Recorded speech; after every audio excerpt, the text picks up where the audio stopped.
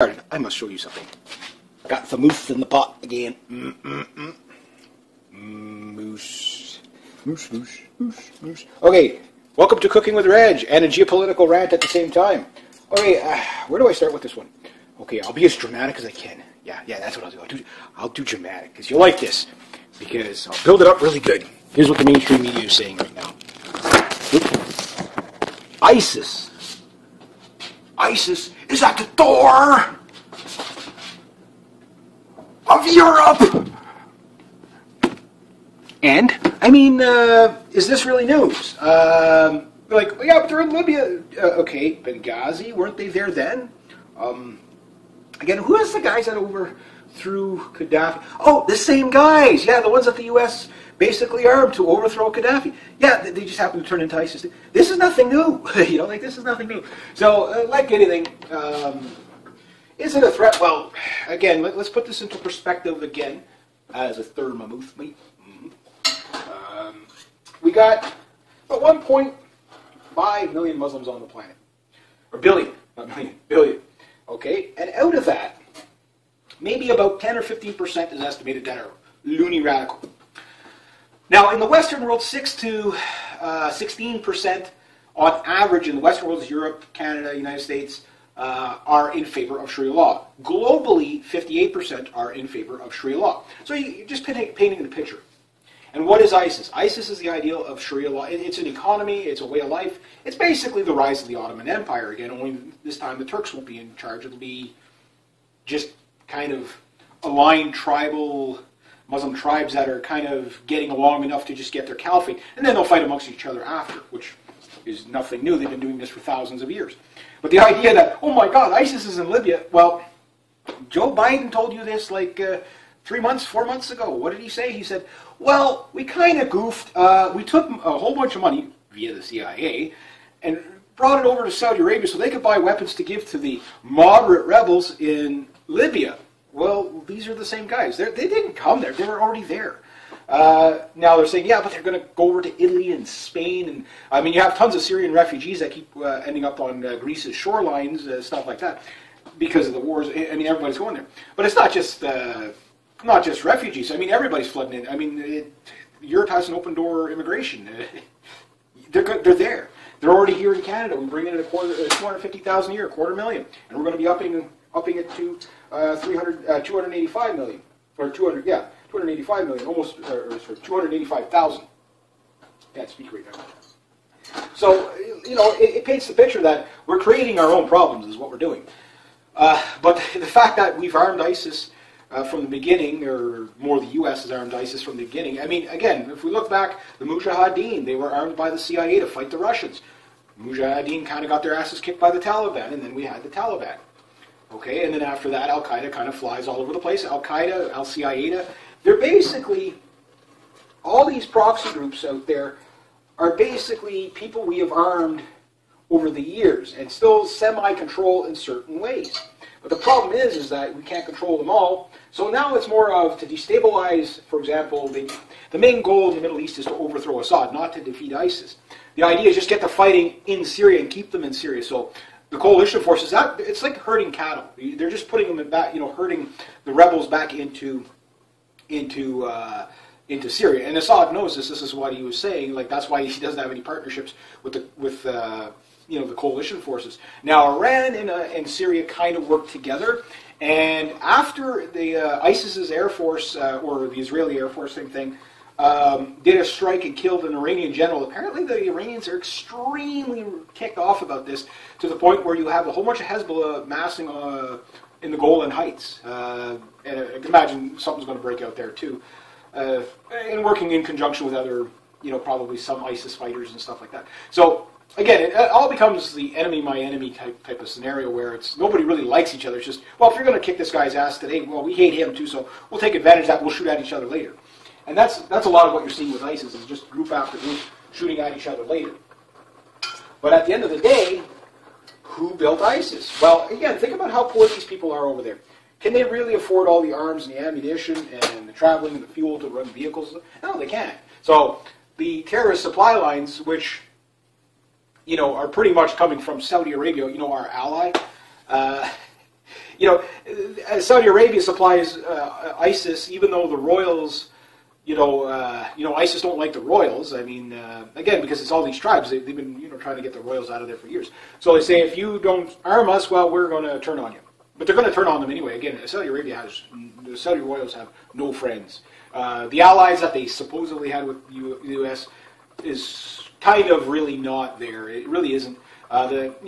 When ISIS starts really clobbering the crap out of and Hezbollah starts really clobbering the crap out of Saudi Arabia, they'll go into war in Iran, but they're not really going to go and help out, Saudi Arabia. They're just, because nobody cares about Saudi Arabia. They have, they're the number one suppliers of terrorism. I mean, these are the same people that talk about, atrocities against Muslims, and with the same breath, praise the 9/11 terrorists, hijackers that were pretty much trained in Saudi Arabia and then brought over here to do some more training. So again, Saudi Arabia and the CIA and the Mossad are the biggest terrorist organizations on the planet. So when people are like, oh my God, they're at our doorstep. No, they're already in Europe. I mean, it's not that these people turn radical. This is the mainstream media spin that is just, I think, complete illusionary. Because, well, it's done for propaganda because they know that these people, they know that most people won't look into it. And when you look into it, you realize it's more about tribes. Like, people in the Middle East a lot of times don't understand the concept of like Syria or Iraq or Afghanistan or wherever. They don't understand countries. They understand Sunni, Shiite, Alawite, the Wahhabists and stuff like that. They understand the tribe, hence why they've had tribal wars for thousands of years, It's the different beliefs of, how they interpret Islam. Ah! Hang on, must pause for a cat. Come out! It's cold up here. It'll be a capsicle. Here you go. So, with that said, I mean, this new kind of, oh my God, they're, at the doorstep, but they were there all the time. This is nothing new. There's some guys massing there, but, for the ones that have been coming out of Syria and going into Libya, well, they went from Libya to Syria at first. And they estimate there's something like 3,000 between Western countries, United States, Europe, Canada, that type of thing, that are in there. But you have to understand, these people, the ideology, you got a few radicals that are converts, but the most of them that go are born and bred Muslims. Like, I mean, they're seeing their end times prophecy being played out according to their Bible. And when they see this, their duty is to join it. So that's why you see a guy who's basically a straight A student, never harm a fly type of thing, all of a sudden just go up and join the jihad group. It's because it's their duty. Like they're fighting for, they're fighting because they're seeing the Bible, their prophecy being played out for them. But most people don't realize that. Now, here in the West, the goal, I think, is to do something a little bit different. It's more to get people, to accept losing, rights, which is just going out the window as we speak. And the idea is so that people, with all these new anti-terrorism bills that are already ready to go, they just have to sign them. If you look at any bill that government puts up, whether it's in Canada or the United States, that actually helps the people, it takes years to get it to pass. It takes years of working about it. They talk about it forever. But when it's an anti-terrorism thing or or anything that can stifle the internet, it's ready to go per incident. No good crisis goes to waste. So I'm thinking, what you're really seeing now is that this whole thing of, ISIS at the doorstep of Europe, well, they were already there. Libya didn't just kind of zoom up onto the Mediterranean there. It's been there for a while,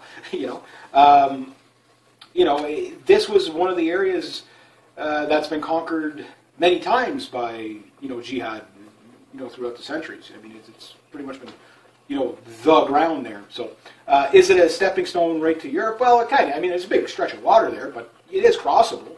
And because it is crossable, you got all kinds of jihadis going back and forth. Remember, you had David Cameron, you had, not just David Cameron, but you had Francois Hollande out there, you had almost every European Prime Minister and President out there saying people must go and defeat the evil Assad and join the Free Syrian Army. Well, the Free Syrian Army is ISIS. They're a branch of them. Yes, there are some Free Syrian Army people that were fighting against ISIS. These were usually Coptic Christians. But most of those guys have been killed off. And the thing is that the Christians, okay, they're not going to. They know what's going to happen to them if the caliphate rises to its full potential. We see it on a daily basis almost. Now, the thing is that what's going to happen is people in Europe, they think that we need to go to war in these countries. Even New Zealand was talking about joining up onto the fight against ISIS and stuff like that. But we don't need to go to war there. There's no need to. Because, number one, we're not going to change their way of life. What we need to do is a little bit different. We have two options. We'll wipe them out or leave them alone. So if we don't want to go and do complete genocide in the Middle East because it's insolvent, it's the ideology. It's not a handful of military guys trying to overrun the place. It is the ideology. It's whole communities. They support these people. Who do you think feeds them? It's a community. And I mean, think about it this way. There's a lot of people that think, well, why are these people so evil? What have we ever done to them? Well, we did kill 1.2 million Iraqis, and God knows how many Syrians we've killed by these type of destabilizations. But we'll just focus on the drone strikes. George Bush did 53 drone strikes. He killed a lot of civilians. Something like 200 or 300 people died, okay, going after terrorists, and some were civilians. Obama has killed thousands, probably over 4,000 people by now. Probably almost 2,000 were women and children, stuff like that. So you're telling me, when they have a policy that anybody that looks like a terrorist can be drone stricken, if they're between the ages of probably, I think, something like 9 and whatever, male, they basically, okay, well, they're jihadists. If they're basically Middle Eastern and male, they're pretty much, and you're allowed to kill up to 30 civilians for one per target. And every time there's at least 30 or 40 civilians killed, every Hellfire missile drone strike, democracy JDAM that gets dropped, you don't think there's going to be, just look at your family members. Just think about this. Let's say you're in the same room of a terrorist and you don't know he's a terrorist, but all of a sudden the Hellfire missile comes and kills your whole family, okay, and you survive the ordeal and you just watch your entire family, and somebody comes on the news like Madame Albright did and say, yes, we believe it's worth it, we can justify it, the cost is worth it. This is collateral damage. They called your dead family collateral damage. Well, you're going to be yelling Allah Akbar and Durka, Durka, Durka. You're going to be doing that, So to say that we don't have any blood on our hands is complete lunacy. Problem is most people here in the West don't get the perspective of what foreign policy really does. It destabilizes the world. It does not make it safer. But that's the goal when you have a death-based economy like the United States. Unfortunately, Canada is moving down that road. And it won't matter if the NDP or the Liberals win in the next election. They'll do the same. They're all puppets, right? So this whole thing about ISIS moving in on Europe, they're already there. They're already there. They're not at your doorstep. They're basically, they're inside your house. They're there. So this is what I was talking about with the 10th Crusade thing. At some point, when people see one jihadi attack after another, you're going to see ultra-nationalism rise in the next couple of years. There will be no immigration in Europe, unless it's white people moving around. It will be very, very deceiving. It'll be the rise of the Brevniks. If you know what Brevnik did, I mean, that guy racked up a hell of a count. Picture about 1,000 of these guys coming out at once.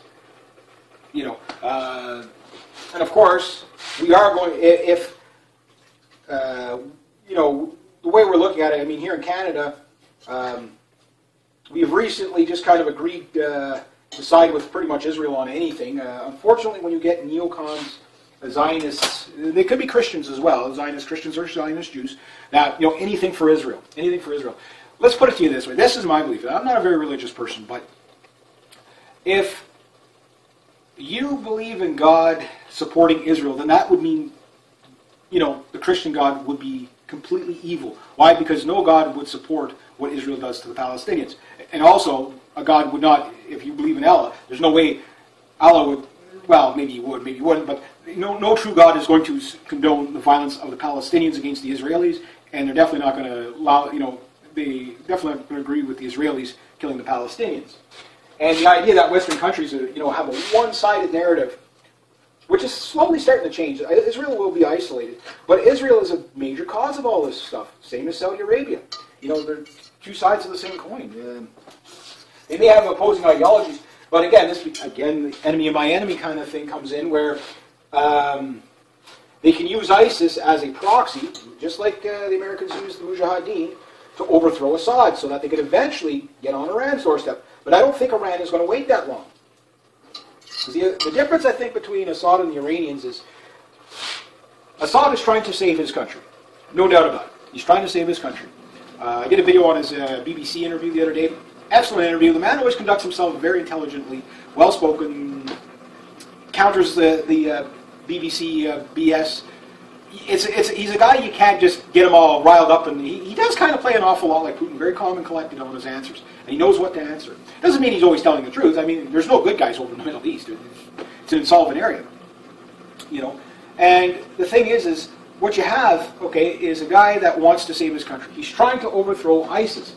The United States, Israel, Saudi Arabia, Egypt, Yemen, UAE, all of them.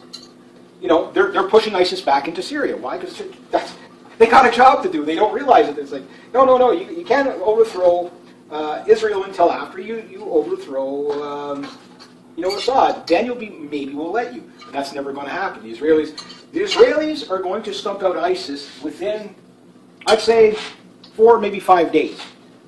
Okay, once Assad's gone, you'll see the war end that fast. They can. They've got the technology. They know where these people are.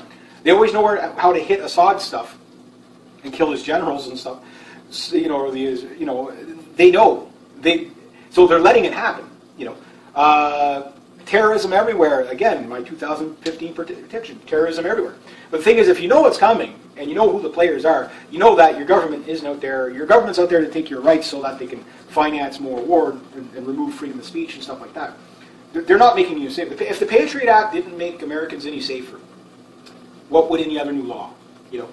I mean, the only laws that would actually probably work is, number one, extremely strict immigration from these countries. Meaning people that come from these countries, yes, it will be a little bit racist. Yes, it will be a little bit biased. But you find out their entire history before you allow them in the country. Say, look, if you're coming from the Middle East, fill out your application there. Until we process your application, don't bother coming. Don't bother coming because we don't know who you are. We don't know what your intent is. We want to track down 5 generations of your family. That kind of thing. Very discriminatory. Why? Because it's the volatility of the world. That would work. We're not going to do that. Why? We're politically correct. Now, their other answer is, well, let's go kill more of them. But then, for everyone you kill, it's a hydra. You kill one, another 10 pop up. Why? Because you're killing people's families. Let's look at, and the fact that there is no good guys there, and there was proof of this on the mainstream media the other day when they were talking about after those Christians got their heads cut off by ISIS, which those videos, I believe they're real videos. I believe people are getting, same like the Jordanian pilot. I believe that people are getting killed. But the production quality, everything like that, it's too clean. It's too clean. It's not your typical jihadi with his cell cam out there. They're not going to wait that long to make, maybe they would, maybe they wouldn't. But it just seems too much money is invested into the shock value and production to the point where it's like, okay, well, that's not going to be done by a couple of freedom fighters or jihadists or terrorists. That's not going to be done by whichever you might want to classify them as, which I do not classify them as freedom fighters, because, jihadists, terrorists, yeah, sure, that's most of it. But the reason why they're jihadists and terrorists is because, again, you got simple farmers that are getting their families killed by drone strikes and whatever invading army. Yeah, of course, at some point they're going to lash out.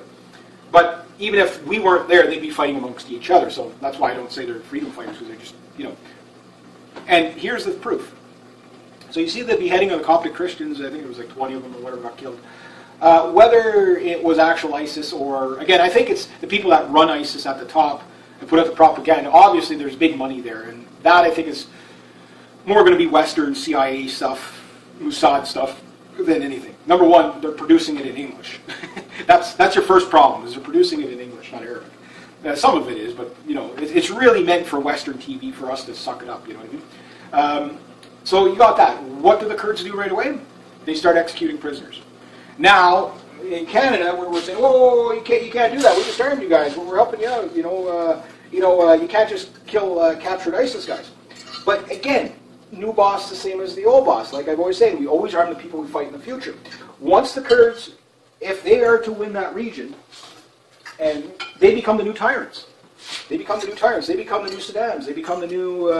They become the new ISIS. I mean, look, the Free Syrian Army was supposed to be good guys too, right? Look how that turned out. And again, we have open admission from the U.S. government pretty much saying, yeah, we arm these guys. And they're still trying to arm these guys. We're trying to arm the moderates. There are no moderates there. There are no moderates there. So what they're really telling you is that, they just want to overthrow Assad. Meanwhile, you have Assad. Okay, again, I'll put this out there so you can kind of see the way I'm thinking about this. You've got Kurdish groups that you don't trust many of them. You had an attack in Yemen on a U.S. base kind of thing where they were, not maybe an attack, but they were told to, basically U.S. Marines were told to put their arms down and allow Yemeni rebels take over, so to speak. You have, I think it's the Al-Assad Air Base in Iraq that was surrounded, so to speak, not really full-on, fighting yet between the people there. But you have that going on, okay. Meanwhile, at the same time, you have, basically people that you don't know if you can trust them or not to arm them. I mean, some of the, Peshmerga and stuff like that, they're arming them, but the other one, the PPK or whatever, well, they might be the radical ones, but yet they're fighting the ISIS guys, they're holding them off the border. Again, it's a tribal thing, right? So we don't know if we can trust all these groups. We're seeing blue on green force. Red on green is basically enemy combatant and allies fighting. Blue on green is good guys supposedly fighting good guys. So green forces would be the Iraqi military, which all these guys keep showing up at, in these jihadis that keep showing up at these American military bases, shooting at them with Iraqi military uniforms on. How is that? Again, there's no lack of records of blue on green forces in Iraq. I mean, we train these guys and they turn around and shoot at you after. Look, in Jordan, they said when they were training al-Baghdadi, the guy that was in Bucca prison, held by the CIA, who was an ex-Mossad agent, but there's no such thing as an ex-Mossad agent. All of a sudden, he gets let go, and now he's running the biggest terrorist organization commercially known. Even bigger than Al-Qaeda? How is that possible, right?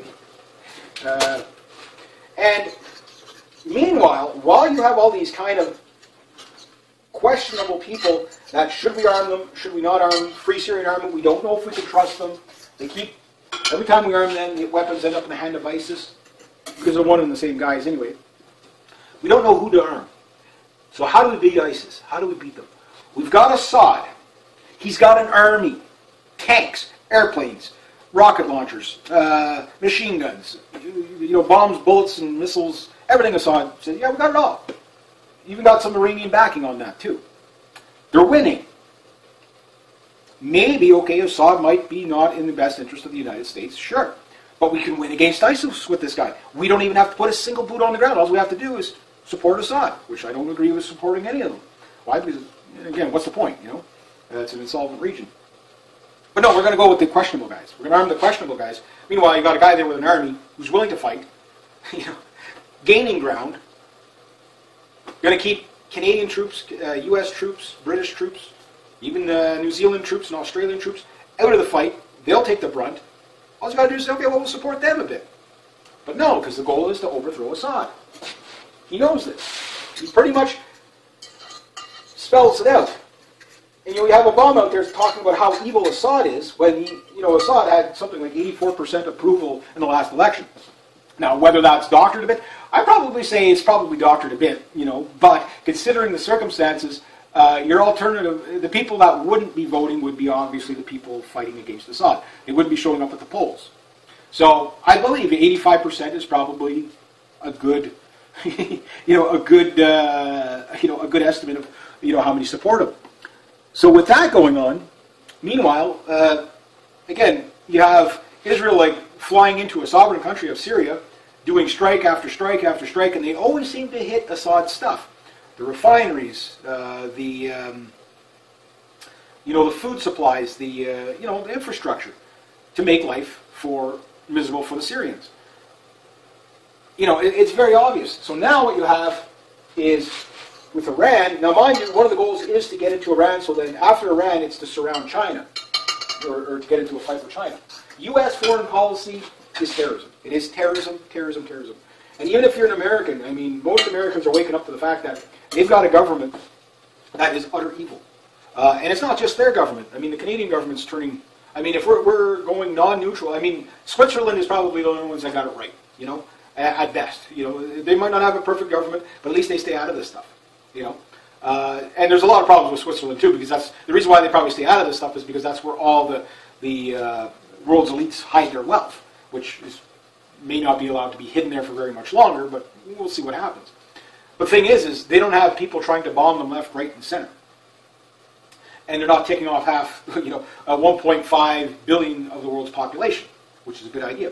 So with all these terrorist attacks, what they're really going to probably try to do, somebody was saying, oh, well, the attack in Copenhagen was a false flag. And it would make sense under these contexts. I don't think it is a false flag.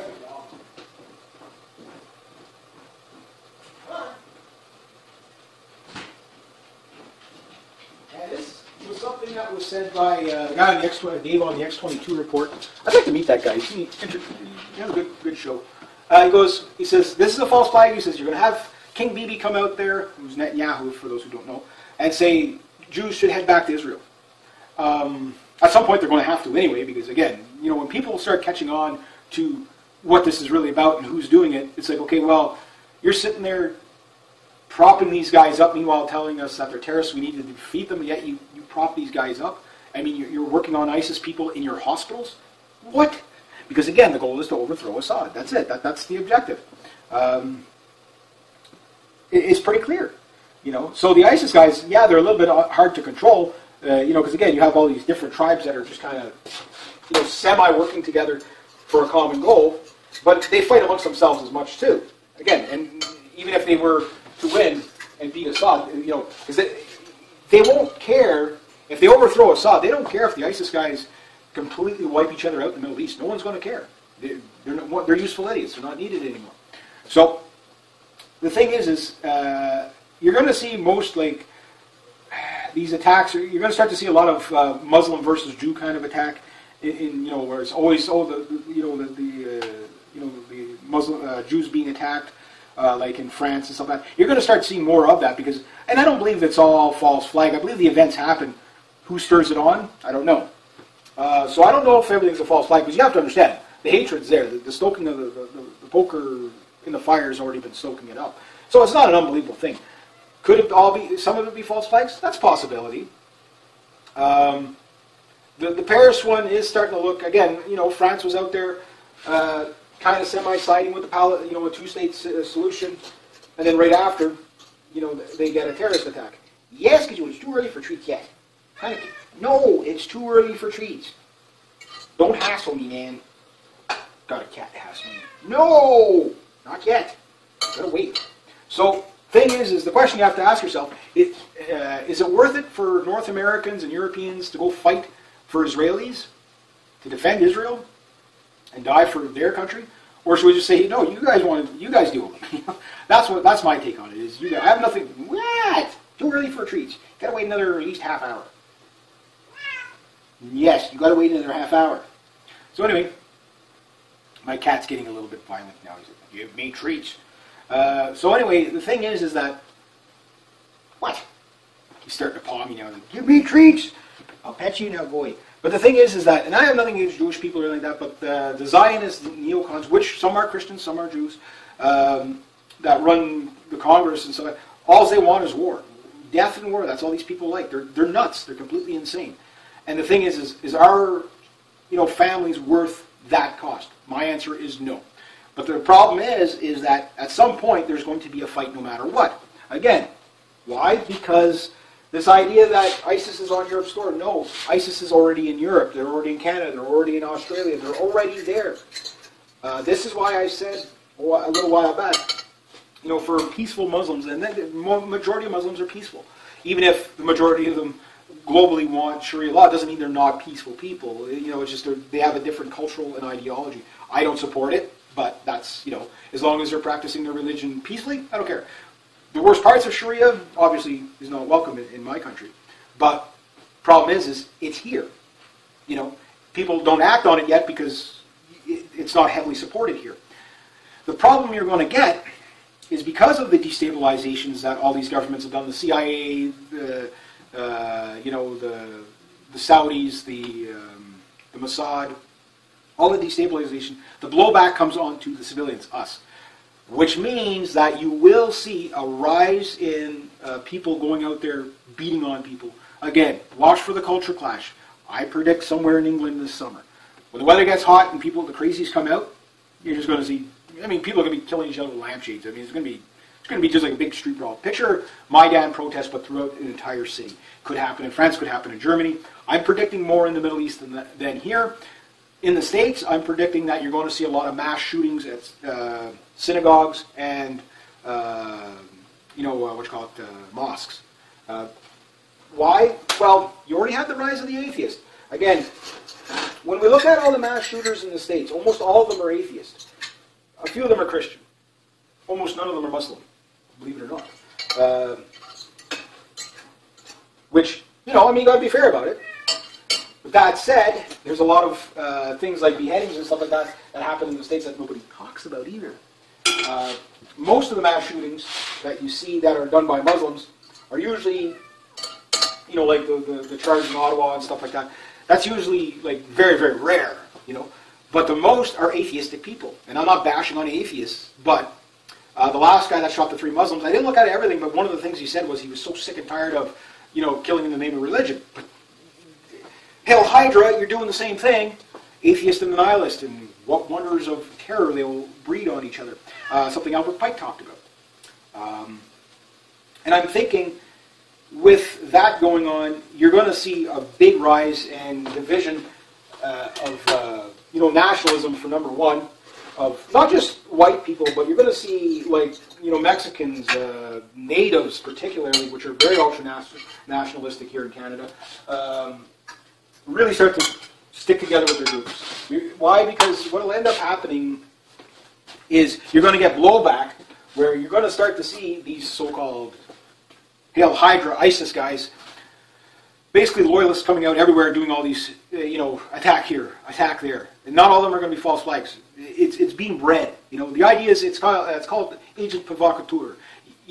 One guy throws the Molotov cocktail. The first guy that does it is most likely going to be the agent provocateur. But the other 80 guys after him, monkey see, monkey do. You get a lot of that. You see this in protests all the time. It's you could also refer to it as the penguin effect. Allow me to demonstrate the penguin effect. So you got all your penguins are at the edge of the iceberg, moving inches close. Don't push, man. Don't push. It could be a killer whale down there. Come on, man. No. Okay, you gonna go? No. You gonna go? No. Oh, man, my freaking wing is getting stiff. Ah, the hell with it. Woo! Down he goes in the water. Come in, guys. Water's nice and cool. No sharks. No orcas. Everybody jumps in. All the penguins jump in. Watch it. Watch penguins. Penguins and human beings have a lot in common. Monkey see, monkey do. It's literally like that. So that's what I'm thinking you're going to see. Is these slight terrorist attacks will bring radical begets radical, right? So we'll quietly say what you'll probably see is after more and more terrorist attacks, particularly in the summertime, you're just going to see more and more hate crimes. The backlash gets worse for each attack and the frequency of attacks. Meaning, okay, there's an attack Wednesday, the following Wednesday there's another attack. Well, it builds the resentment against this group, that group, whatever, whether it's Muslims and Jews or everybody else that's getting caught in between their struggle. Again, it's insolvent. The Middle East is insolvent. So I say isolate it, let those people work it out for themselves. No more wars for Israel. I have nothing against the Israelis as people, but their government is going to get everybody killed, and I don't support that. And the worst is the U.S. foreign policy and Canadian foreign policy and most European foreign policies are anything for Israel. My people are not worth it. They're not worth them people. They have to work it out for themselves. Again, nothing personal, but you make your mess, you lie in it. You make your bed, lie in it. There you go. I think that's fair. Now, as they propagandize people, say, oh no, we got to send our troops over to get their arms and legs blown off by these ISIS guys. Canadian troops over there have already been attacked 4 times by the ISIS guys that they're, while they're, predominantly getting the Iraqi or the Kurdish forces to attack, but they're there too. Is our guys worth their? No. I say bring our guys back, bring our equipment back. They can deal with them. Problem is they're here too.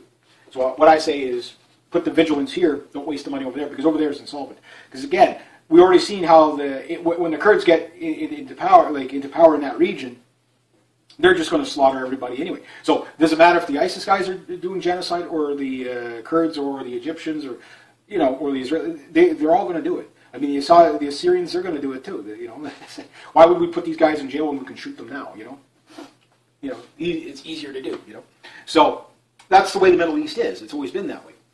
And the worst is that it's as bad as it is now because we funded ISIS in the first place. And again, you have no shortage of U.S. senators out there talking about how they funded the Free Syrian Army, and we know that the Free Syrian Army keeps turning into ISIS. Again, you have an ISIS fighter and a Free Syrian Army guy in the foxhole together shooting at Assad. The ISIS guy goes, "I'm out, give me the money." What's he going to do? Lacey, be quiet. You're barking at him.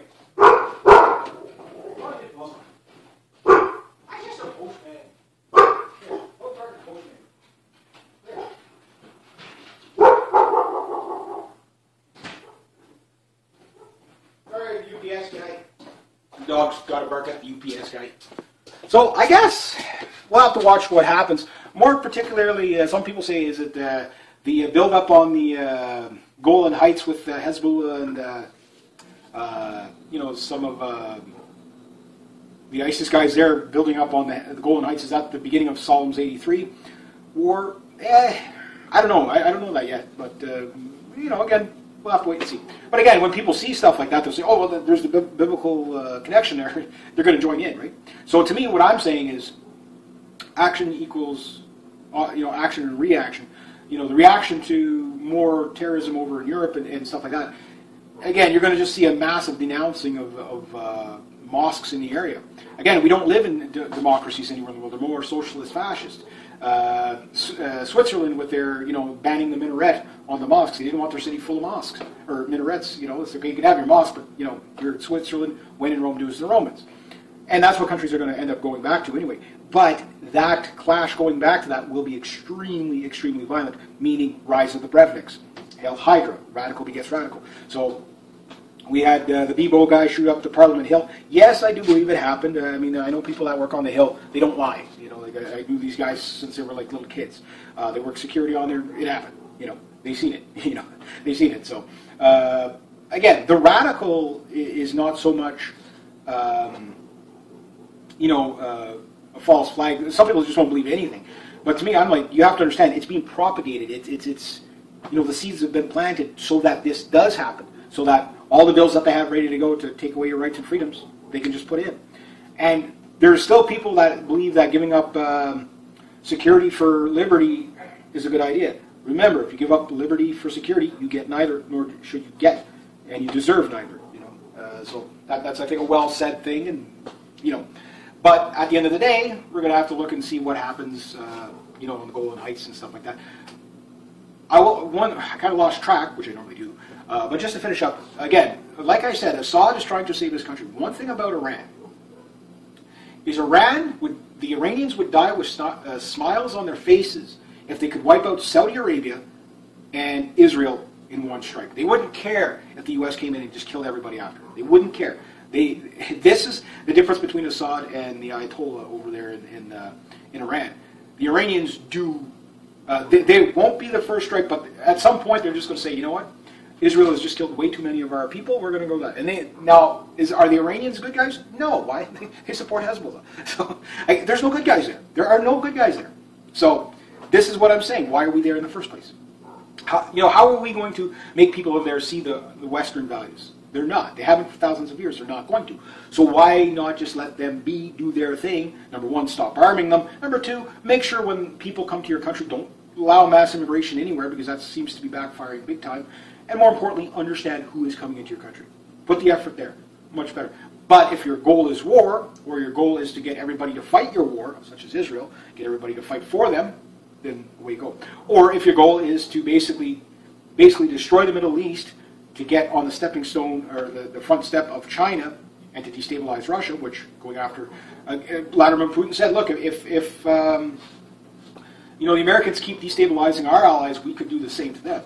And just as a footnote, it looks like Argentina is getting some of the, I guess, what do they call it? YF? Not YF, sorry.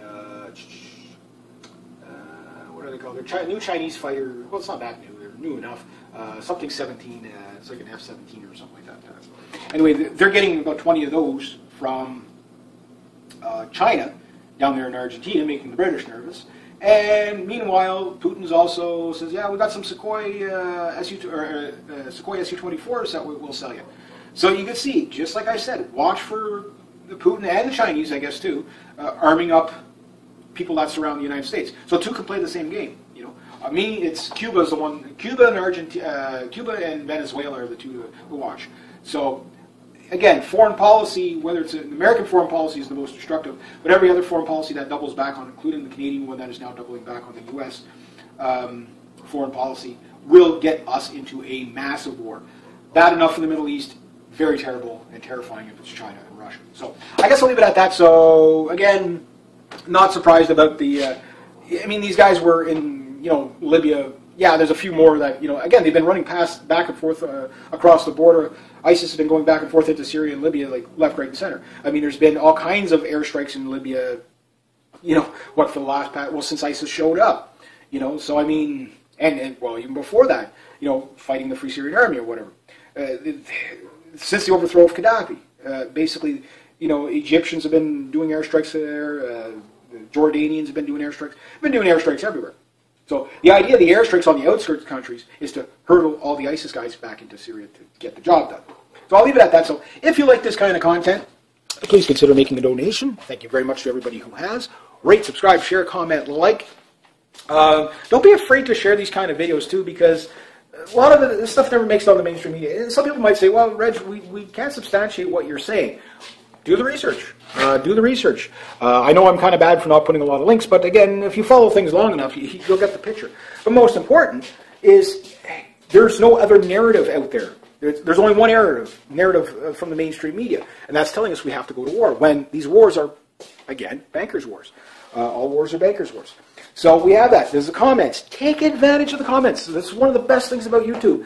Even if they are trying to slowly censor it, it might, maybe, who knows, maybe next year might not be able to get videos like this anymore. Maybe this will be considered hate speech or something. And, it's interactive.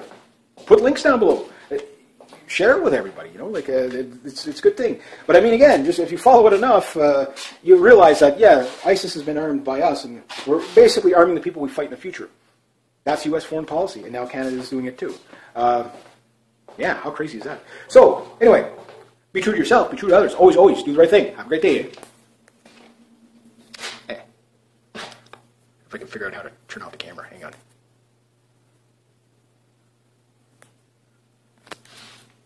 Good day, hi, and welcome. Before we get started, I must show you something. I got the moose in the pot again. Moose. Moose, moose, moose, moose. Okay, welcome to Cooking with Reg, and a geopolitical rant at the same time. Okay, where do I start with this one? Okay, I'll be as dramatic as I can. Yeah, that's what I'll do. I'll do dramatic, because you'll like this. Because I'll build it up really good. Here's what the mainstream media is saying right now. ISIS is at the door of Europe. And, I mean, is this really news? They're like, yeah, but they're in Libya. Okay, Benghazi, weren't they there then? Again, who is the guys that overthrew Gaddafi? Oh, the same guys. Yeah, the ones that the U.S. basically armed to overthrow Gaddafi. Yeah, they just happened to turn into ISIS. This is nothing new. This is nothing new. So, like anything, is it a threat? Well, again, let's put this into perspective again as a thermometer. We got 1.5 million Muslims on the planet. Or billion, not million, billion. Okay, and out of that, maybe about 10 or 15% is estimated that are loony radical. Now, in the Western world, 6 to 16% on average in the Western world, Europe, Canada, United States, are in favor of Sharia law. Globally, 58% are in favor of Sharia law. So you're just painting the picture. And what is ISIS? ISIS is the ideal of Sharia law. It's an economy, it's a way of life. It's basically the rise of the Ottoman Empire. Again, only this time the Turks won't be in charge. It'll be just kind of aligned tribal Muslim tribes that are kind of getting along enough to just get their caliphate. And then they'll fight amongst each other after, which is nothing new. They've been doing this for thousands of years. But the idea that, oh my God, ISIS is in Libya, well, Joe Biden told you this like 4 months ago. What did he say? He said, well, we kind of goofed. We took a whole bunch of money via the CIA and brought it over to Saudi Arabia so they could buy weapons to give to the moderate rebels in Libya. Well, these are the same guys. They didn't come there. They were already there. Now they're saying, yeah, but they're going to go over to Italy and Spain. And I mean, you have tons of Syrian refugees that keep ending up on Greece's shorelines, stuff like that, because of the wars. I mean, everybody's going there. But it's not just refugees. I mean, everybody's flooding in. I mean, Europe has an open door immigration. They're good. They're there. They're already here in Canada. We bring in 250,000 a year, 250,000, and we're going to be upping it to 285 million, or 285 million, almost, or sorry, 285,000. Can't speak right now. So, you know, it paints the picture that we're creating our own problems is what we're doing. But the fact that we've armed ISIS from the beginning, or more the U.S. has armed ISIS from the beginning. I mean, again, if we look back, the Mujahideen, they were armed by the CIA to fight the Russians. Mujahideen kind of got their asses kicked by the Taliban, and then we had the Taliban. Okay, and then after that, Al-Qaeda kind of flies all over the place. Al-Qaeda, Al-Qaeda, they're basically, all these proxy groups out there are basically people we have armed over the years and still semi-control in certain ways. But the problem is that we can't control them all. So now it's more of to destabilize, for example, the main goal in the Middle East is to overthrow Assad, not to defeat ISIS. The idea is just get the fighting in Syria and keep them in Syria. So the coalition forces, it's like herding cattle. They're just putting them back, you know, herding the rebels back into Syria. And Assad knows this. This is what he was saying. Like, that's why he doesn't have any partnerships with the coalition forces. Now, Iran and Syria kind of work together. And after the ISIS's Air Force, or the Israeli Air Force, same thing, did a strike and killed an Iranian general, apparently the Iranians are extremely ticked off about this, to the point where you have a whole bunch of Hezbollah massing in the Golan Heights. And I can imagine something's going to break out there too. And working in conjunction with other, you know, probably some ISIS fighters and stuff like that. So, again, it all becomes the enemy, my enemy type of scenario where it's nobody really likes each other. It's just, well, if you're going to kick this guy's ass today, well, we hate him too, so we'll take advantage of that. We'll shoot at each other later. And that's a lot of what you're seeing with ISIS, is just group after group shooting at each other later. But at the end of the day, who built ISIS? Well, again, think about how poor these people are over there. Can they really afford all the arms and the ammunition and the traveling and the fuel to run vehicles? No, they can't. So the terrorist supply lines, which, you know, are pretty much coming from Saudi Arabia, you know, our ally.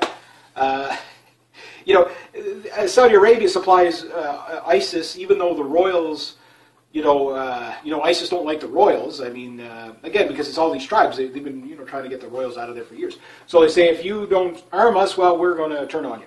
But they're going to turn on them anyway. Again, the Saudi royals have no friends. The allies that they supposedly had with the U.S. is kind of really not there. It really isn't. When ISIS starts really clobbering the crap out of and Hezbollah starts really clobbering the crap out of Saudi Arabia, they'll go into war in Iran, but they're not really going to go and help out, Saudi Arabia. They're just, because nobody cares about Saudi Arabia. They're the number one suppliers of terrorism. I mean, these are the same people that talk about, atrocities against Muslims, and with the same breath, praise